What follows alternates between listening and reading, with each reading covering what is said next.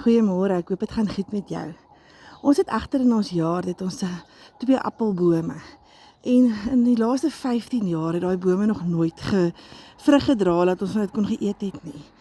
En oor die naweek neem ek 'n bietjie foto's van al die bloeisels en ek kom op hierdie pragtige bloeisel aan hierdie takkie, maar aan dieselfde takkie is daar 'n vrot vrug. Ja, en dit het my so aan laat dink.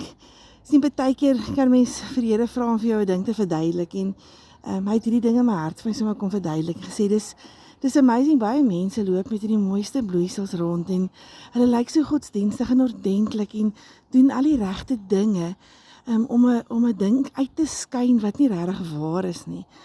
Want nooit word daar vrug gedra nie. Hierdie boom as hy vrug dra, dan word dit vrot voordat dit ryp word. En dit laat my dink aan Johannes 15 vers 5 wat sê, wie in my bly en ek in hom, hy dra veel vrug, want sonder my kan julle niks doen nie. En ek het sommer net gedink toe ek hierdie verskynsel sien, hoe lyk jou vrug? Is jy in God gewortel, sodat jy ordentlike vrug het om vir die wêreld te wys en te dra? Of is jy net 'n bloeiseltjie wat mooi lyk, maar binnekant gaan daar niks aan nie?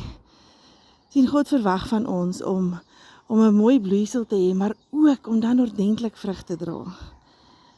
Om 'n bloeisel te kry is iets wat net uiterlik is, maar om vrug te dra is iets wat van waarde is.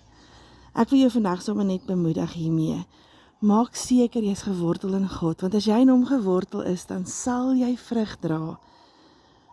Mag jy nie net 'n mooi blommetjie wees nie. Ek hoop jy het 'n lekker dag hê.